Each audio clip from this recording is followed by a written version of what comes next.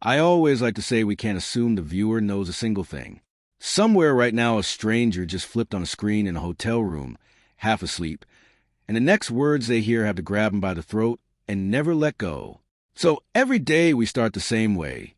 Missing teenager Brittany, which still hasn't been found. Some whisper her uncle did it. Others say Wendy because Brittany was about to talk. All of it is speculation. None of it can be proved. Yet the questions keep swirling like smoke that won't clear. Some people look at the Wood family and see only victims. Others see only monsters. The media made sure that, repeating the name over and over until the whole family became one dark stain on the map of Alabama. What hurt me most is that I was a careful young mother. I never hired strangers from a newspaper. I trusted family. Looking back, I realized they probably would have been safer in a crack house. Investigators later said this was the largest incestuous family sex abuse case in Alabama history at the time. Just when you think you understand the shape of the horror, a new twist appears and the ground opens under your feet. You fall straight down the rabbit hole. Searchers were still combing Styx River, certain they were closing in, when word came that Brittany's phone had last pinged not there, but in Grand Bay at 1:47 a.m. The earlier ping at Styx River was 12:07. The entire search shifted overnight. Everyone decided the late text was just a repeat message. Phone abandoned. No one with it. Police, volunteers. Even the family believed the phone had simply kept trying to send the same message on its own. But cell records don't lie the way people do. Between 11 and 11:40, that phone was actively texting multiple people. At 1:47, there's a clear outgoing text. No error signals. No pattern of failed sends. An expert looked at the data and said there is no reason to believe it was a repeat. That single message changes everything.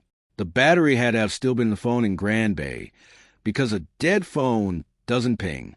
Someone moved that phone. Someone wanted the trail to point somewhere else. We finally got the number. 251-8915. Bradley. The same man Brittany had been talking to for weeks.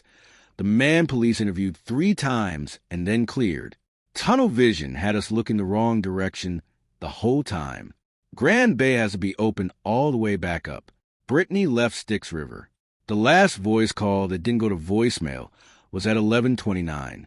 Then a string of incoming calls from the same number, one of them labeled Andy, a man who lived in Grand Bay and had no known connection to Donnie or Wendy. How did those paths cross? At the end of March 2012, Randall Scott would walked into the Baldwin County Sheriff's Office and reported that his sister's husband, Donald Donnie Holland, was sexually abusing his own daughter.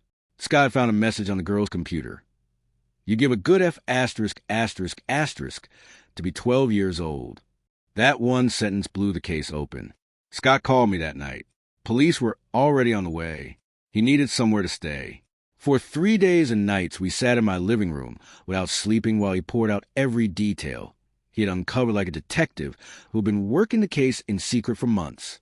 When investigators interviewed the older sister, they asked if she believed the younger girl. She said yes. Why? Because he did it to me. After Donnie Holland killed himself, the arrest began. His son, Wendy, Mindy, Dustin, friends, neighbors, Brittany's own brother Derek. The faces kept multiplying until the graphic of the ring looked like a map of a small town. Media coverage turned the entire family into a daily spectacle.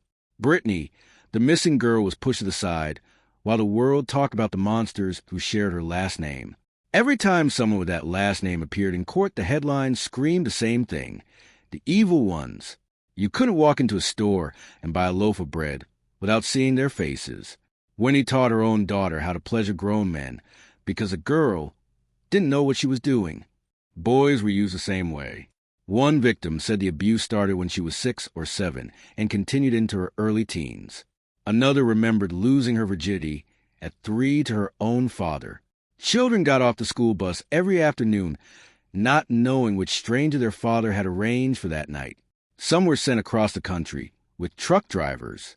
Pictures and videos were taken. The cycle stretched back 3 generations. One relative tracked the physical and sexual abuse through grandmother, mother, and children like a disease that refused to die. If this story is already turning your stomach, stop right now, hit subscribe, turn on notifications, and leave a comment telling me what you think really happened to Brittany. The more eyes on this case, the harder it is for the truth to stay buried. Derek would sat in an interview room and describe being forced as a teenager to have sex with relatives. Later, he became an abuser himself. He says he was coerced, intoxicated, manipulated by Donnie. The system treated him only as a monster and refused him any real help. No rehab, no halfway house, no mental evaluation. He keeps going back to jail because he will not register as a sex offender. He helped put Wendy away, and they still pinned everything on him. Standing behind the house where most of the crimes happened, one relative said if he could get away with it, he would burn the place to the ground. He calls it the House of Horror. 20 years of marriage. 20 years of children walking through those doors with no idea what waited for them. Letters from prison still arrive. Wendy writes that she has no idea where Brittany is and asks for forgiveness. Another woman who shared a cell with Wendy and Mindy later claimed the two women laughed about torturing victims for hours, inserting objects, treating pain like entertainment. Authorities, she said, never wanted to hear it. She held to her story even after she got out. Chessie Wood, Brittany's mother, stayed the most vocal for years. Some wondered if she knew more than she said. Then came the final twist. Chessie herself was arrested in connection with the same child sex ring.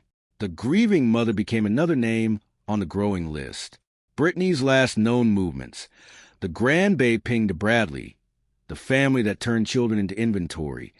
The media that fed on the spectacle while a girl stayed missing. None of it has brought her home. When it rained, Chessie used to lie in bed and pray her daughter wasn't getting wet.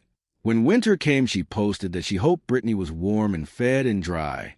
Those are the only things a mother can still wish for when the ground has swallowed her child, and the people who should have protected her are the ones who may have destroyed her.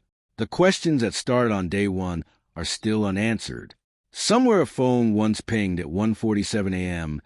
Somewhere a family kept secrets that destroyed generation after generation. And somewhere Brittany Wood is still gone,